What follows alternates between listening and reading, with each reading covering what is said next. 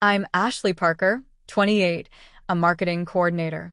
The fork scraped against my plate like nails on a chalkboard, each metallic screech cutting through the suffocating silence that had settled over our family dinner table. I could smell the rosemary from Mom's overcooked lamb mixing with Dad's aftershave, that same woody scent that used to comfort me as a child but now made my stomach turn. My fingers trembled as I pushed the cold potatoes around, creating little mountains and valleys while pretending not to notice the way Dad's jaw clenched every time he looked at me. Ashley got another promotion rejection this week, Mom announced, her voice artificially bright as she reached for the wine bottle. The burgundy liquid sloshed against the glass, and I watched it swirl like blood in water. But that's okay, sweetheart. These things take time.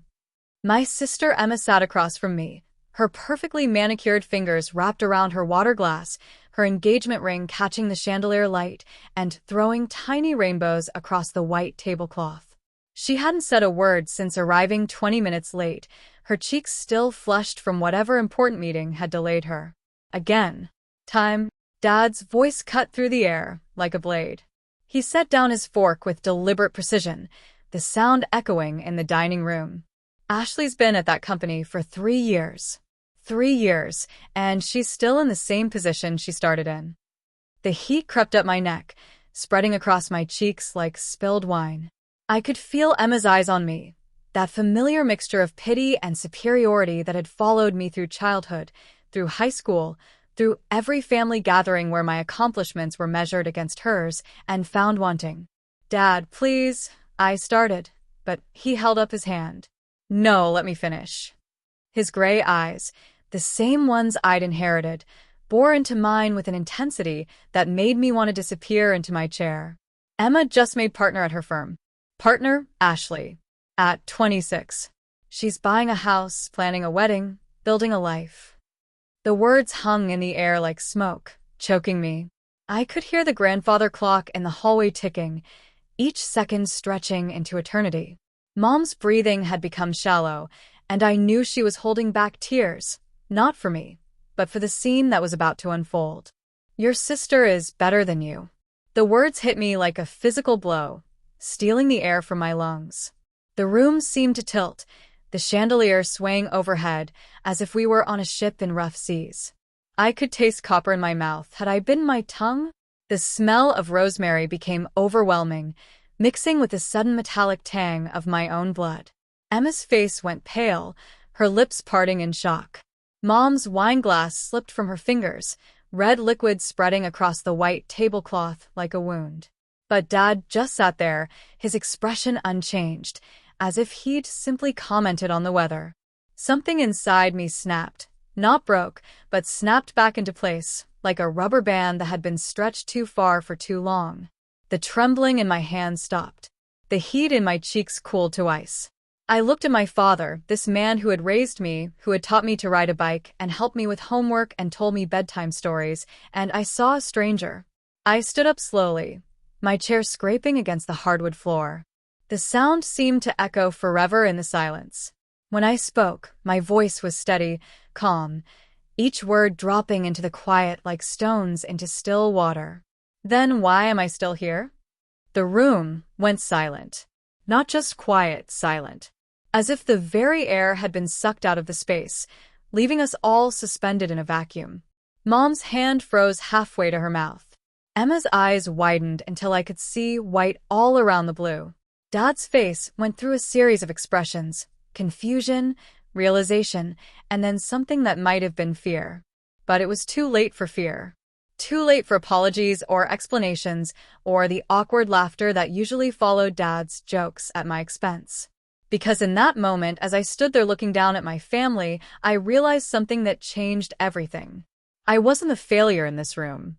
The front door slammed somewhere in the distance, and footsteps echoed in the hallway, heavy, unfamiliar footsteps that didn't belong to anyone in our family. The footsteps grew louder, deliberate, moving through our house like they belonged there. My heart hammered against my ribs as I watched Dad's face drain of color, his confident mask cracking like old paint. Mom's wine-stained fingers clutched the edge of the table, her knuckles white as bone. "Who?" Emma started, But Dad cut her off with a sharp gesture. "Stay quiet," he whispered, his voice barely audible.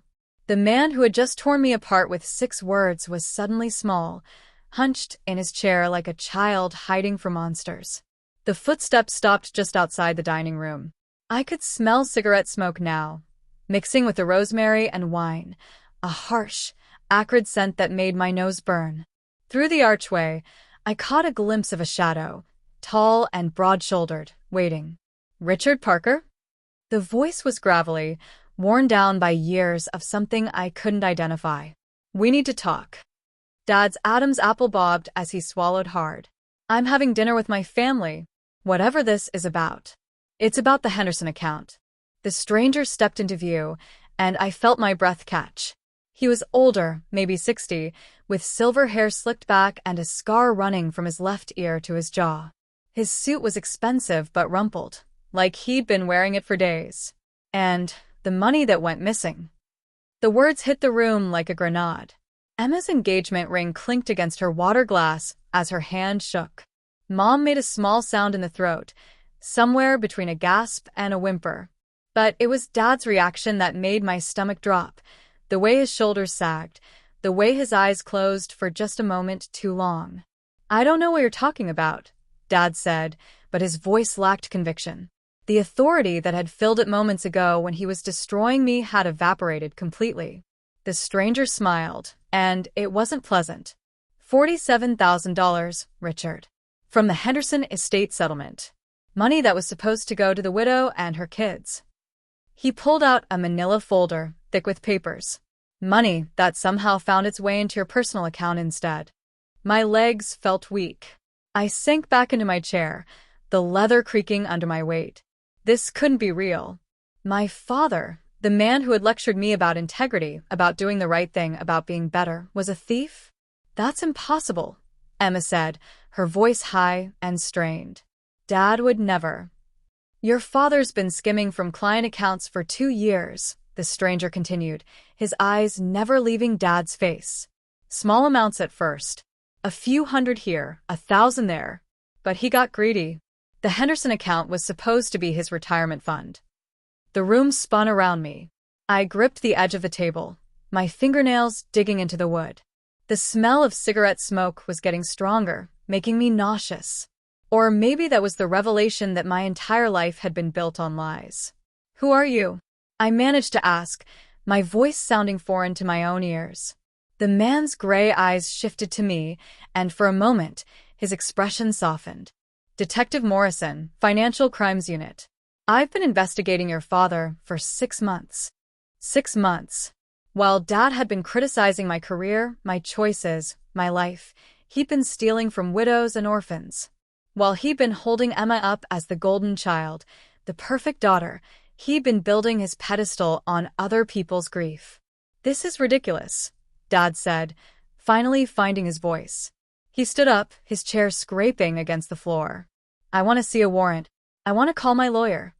Detective Morrison reached into his jacket and pulled out a folded paper. "Already got the warrant, Richard. And your lawyer? He's the one who turned you in." The color drained from Dad's face so quickly I thought he might faint. Mom let out a sob, pressing her hand to her mouth. Emma just stared, her perfect composure finally cracking. "James Morrison turned you in?" Dad whispered. "But he's my partner. We've been friends for 20 years. 20 years of friendship doesn't mean much when you're stealing from his clients too," Morrison replied. "He found the discrepancies last week. Took him about 10 minutes to decide between covering for you or saving his own practice." The grandfather clock chimed 8 times, each note hanging in the air like an accusation. I thought about all the times Dad had come home late, claiming he was working on important cases. All the expensive dinners, the new car, the renovations to the house. Money I'd assumed came from his successful law practice. Money that came from stealing from people who trusted him. "Ashley," Dad said suddenly, turning to me with desperate eyes. "You have to understand. I did this for the family. For you girls. I wanted to give you everything. By taking it from other people?" The words came out sharper than I intended, cutting through his excuses like a knife. By stealing from people who had already lost everything? It wasn't supposed to happen like this, he said, his voice breaking. I was going to pay it back. I just needed time.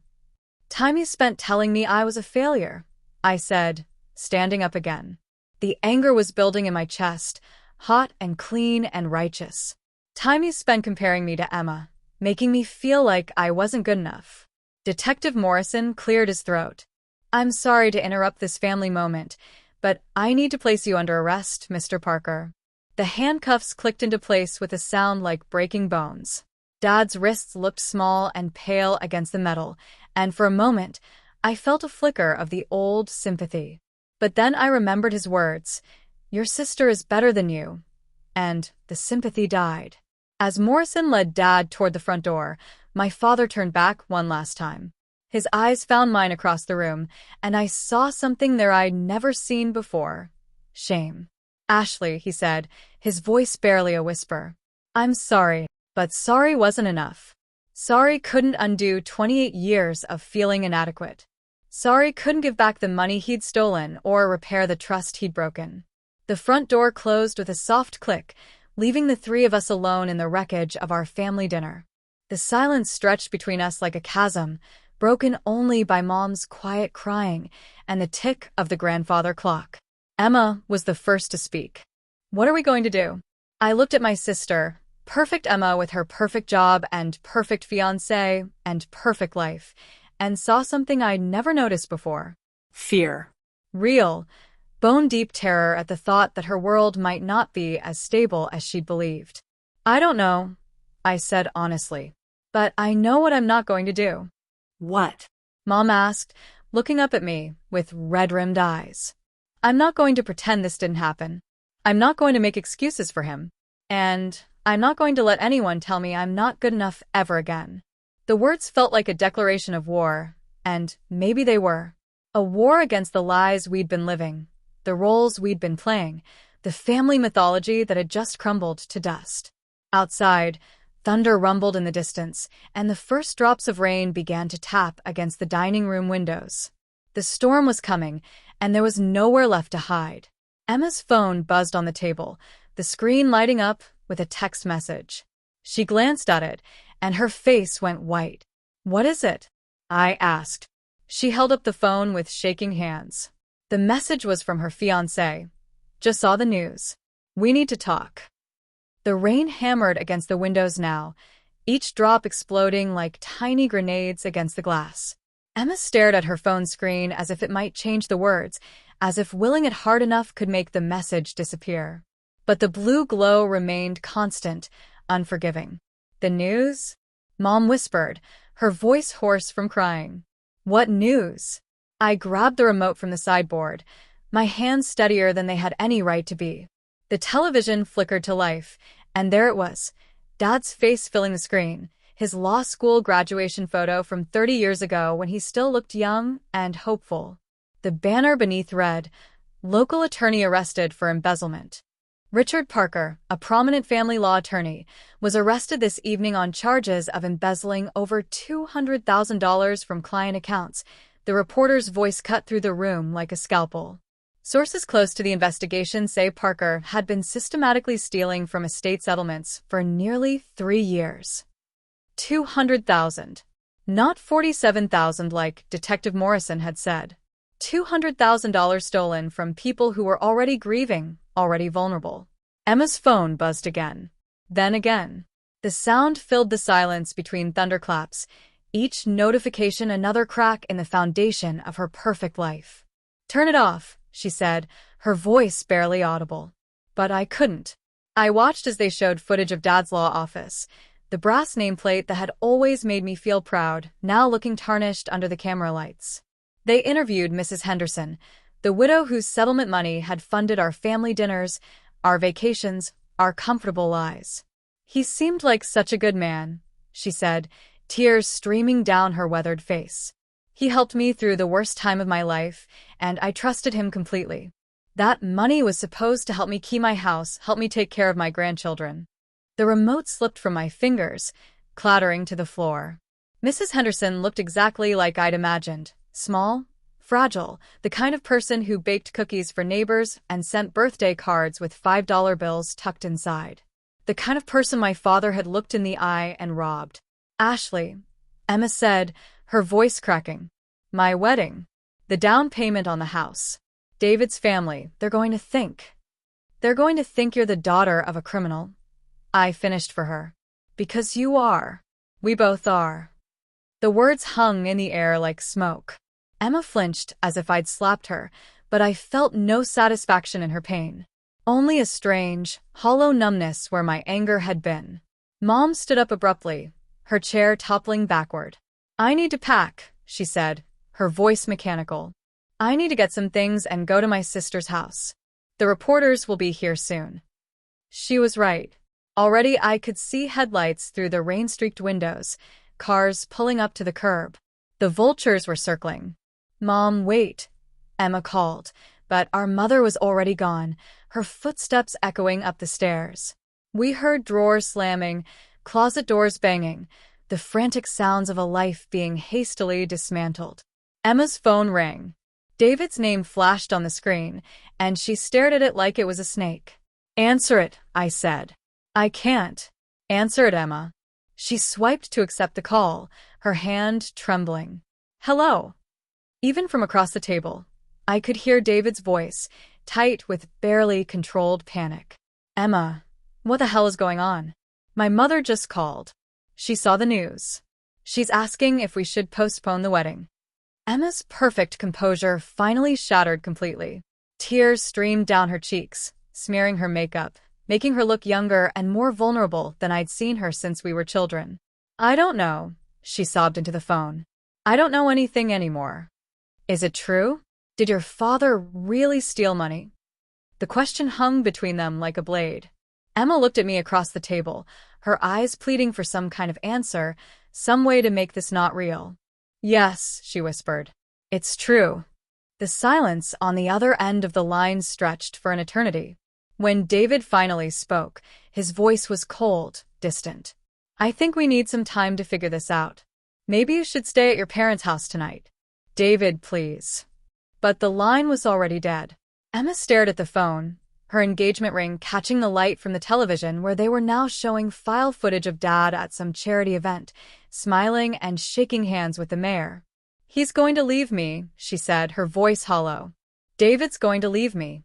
I wanted to tell her she was wrong, that love was stronger than scandal, that David would stand by her. But I couldn't lie anymore. Not after tonight. Not after learning that our entire family was built on lies. Maybe, I said instead. But if he does, then he was never worth having. Emma laughed, but it was a broken sound, sharp and bitter. Easy for you to say. You don't have anything to lose. The words should have hurt. A few hours ago, they would have cut me to the bone.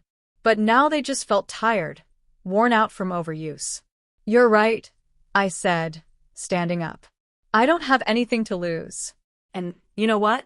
That's exactly why I'm going to be okay.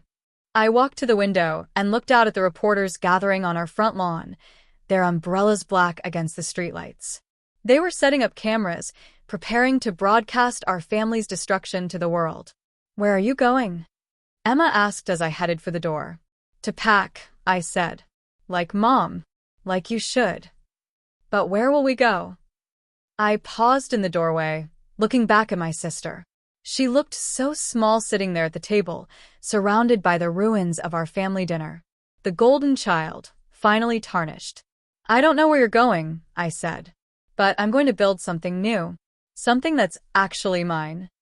Upstairs, I could hear Mom still packing, her movements frantic and desperate. Outside, the storm was getting worse, the wind howling through the trees like a living thing. But inside, in the eye of our personal hurricane, I felt something I hadn't experienced in years. Peace. I climbed the stairs to my childhood bedroom, past the family photos that now looked like evidence of a crime, past the awards and certificates that had never been enough to earn Dad's approval. In my room, I pulled out the suitcase I'd bought for a vacation I'd never taken and began to fill it with the pieces of my life that actually mattered. My laptop. My journals. The few photos that didn't include Dad. The acceptance letter from the graduate program I'd been too scared to pursue because it would mean leaving the family business behind. As I packed, I thought about Mrs. Henderson, about all the other victims whose names I didn't know yet. I thought about the money Dad had stolen, the trust he'd broken, the lives he'd damaged in service of maintaining our comfortable illusion. But mostly, I thought about his words. Your sister is better than you. He was wrong. Emma wasn't better than me. She was just different. And I wasn't worse than her. I was just different too. It had taken the complete destruction of our family for me to see it, but maybe that was what I'd needed all along. A knock at my bedroom door interrupted my thoughts. Emma stood in the doorway, her own suitcase in hand, her face streaked with tears, but somehow more real than I'd ever seen it. Can I come with you? She asked. Wherever you're going? I looked at my sister, really looked at her, and saw not the perfect daughter who had always overshadowed me, but a scared young woman whose world had just collapsed. Someone who needed to figure out who she was when she wasn't being compared to anyone else. I don't know where I'm going yet, I said honestly.